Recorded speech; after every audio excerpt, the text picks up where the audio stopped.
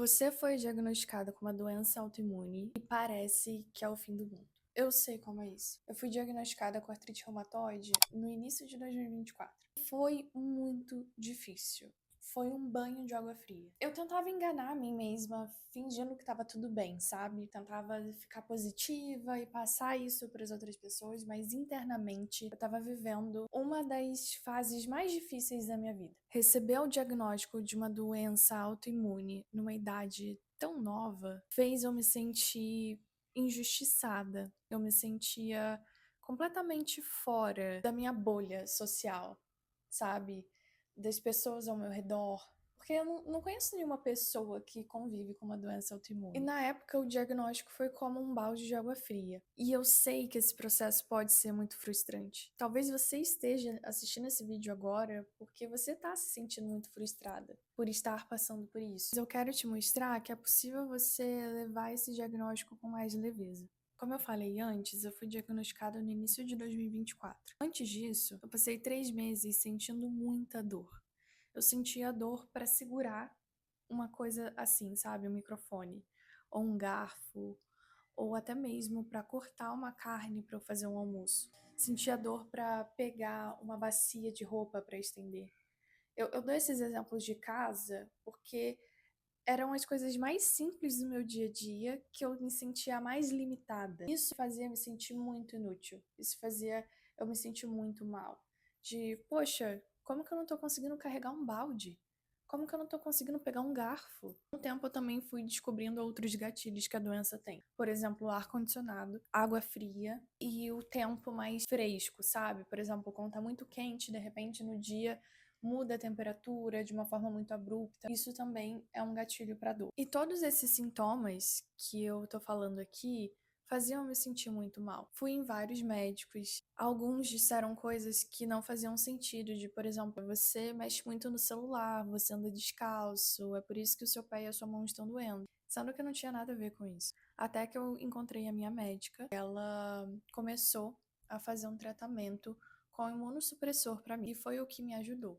Mas enquanto eu não tinha um diagnóstico e eu sofria com muitas dores, eu ficava com medo. E eu tomava bastante anti-inflamatório porque era uma dor insuportável. Era uma dor que parecia que estava quente a minha articulação, que latejava. Inclusive, o que fez eu finalmente achar um diagnóstico foi que eu reparei que o meu dedo ele tinha entortado.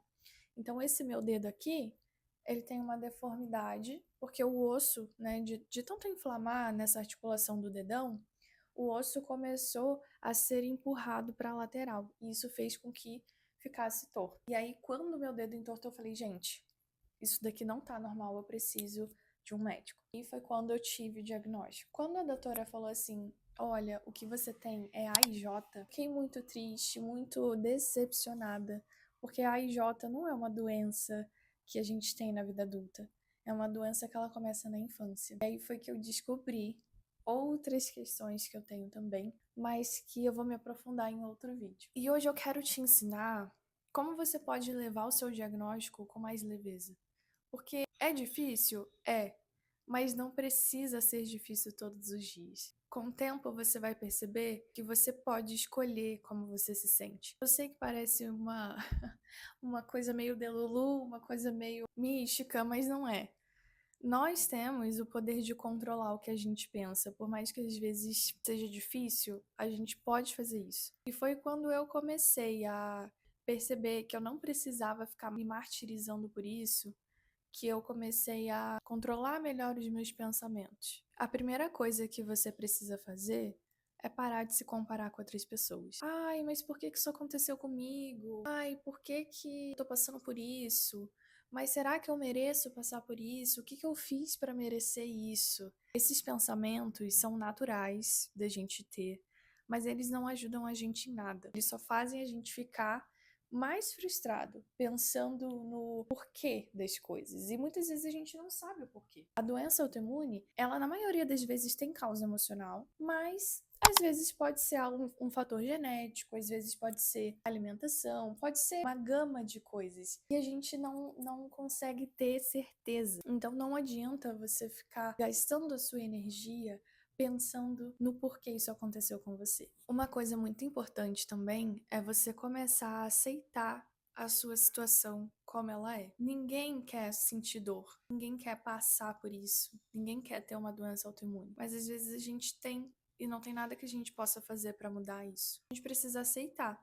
Eu lembro que para mim era muito difícil eu ter que aceitar que eu não podia fazer minhas atividades do dia a dia normalmente. Ficava triste de não conseguir fazer um almoço, de não conseguir limpar a casa, mas não era só isso. Eu também sentia muita dor nos pés, então eu ficava muito triste porque eu sou uma mulher jovem e eu não conseguia sair e ficar em pé com as minhas amigas em algum restaurante, em algum pub, em algum rolê que a gente fosse. Eu começava a sentir muita dor. Isso me desanimava demais de sair de casa. Então eu sofria muito com isso. Mas eu comecei a aceitar de que eu não podia fazer nada para mudar isso.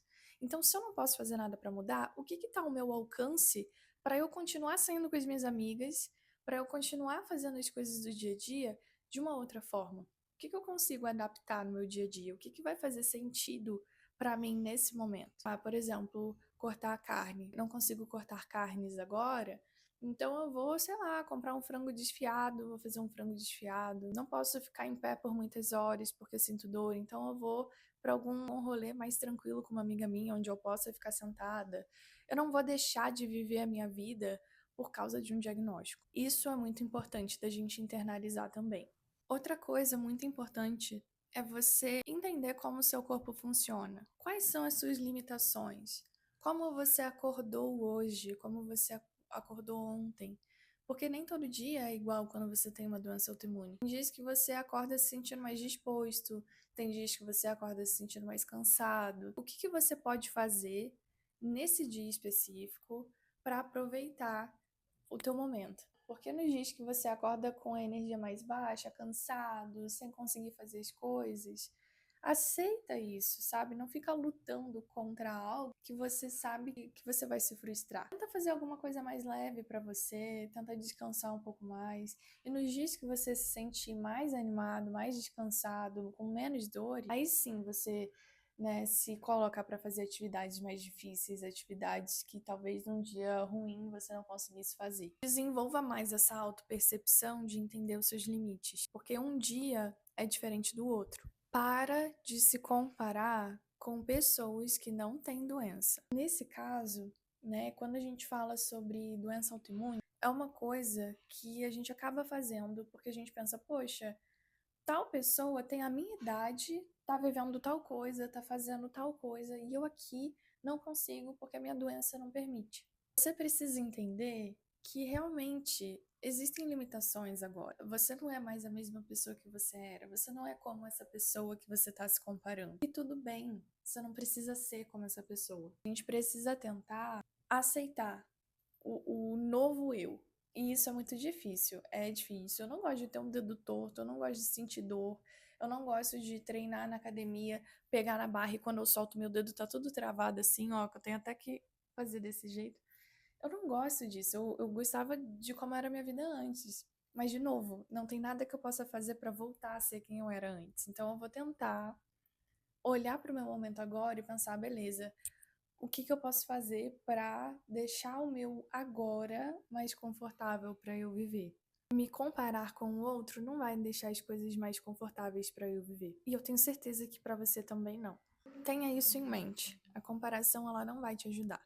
Ela vai te atrapalhar nesse processo. E por último, algo que é necessário você internalizar é que você não é inferior a ninguém por conta do diagnóstico que você tem. Você não é menos capaz, você não é menos importante, você não é menos que ninguém. Esse diagnóstico é algo que explica uma doença que está sendo manifestada no seu corpo. Ele não diz quem você é. Você não é a sua doença. Você é muito mais que isso. Sua doença é parte de quem você é. Eu não sou artrite reumatoide. Deus me livre de ser artrite reumatoide, porque realmente, se eu fosse só, porque não consigo fazer isso porque eu tenho artrite, não consigo tal coisa porque eu tenho artrite, eu não posso sair porque eu tenho artrite. No início eu era assim, e isso só fazia eu ficar pior, só fazia eu me queixar. Coitada da minha amiga na época, que toda vez eu falava pra ela, amiga, não vou sair porque meu pé, não sei o que, tava sempre reclamando. Então eu aprendi a identificar meu limite. Se eu não consigo ficar mais de 4 horas em pé, por que que eu não vou e não vou embora mais cedo, certo? A gente precisa também entender que nós não somos incapazes. A gente pode sim fazer as coisas, mas a gente precisa se adaptar o que faz sentido pra gente nesse momento. Espero que esse vídeo tenha te ajudado. Conta aqui nos comentários a sua experiência com a sua doença autoimune. Se você gostou desse vídeo, já se inscreve e dá like para o vídeo ser entregue para outras pessoas.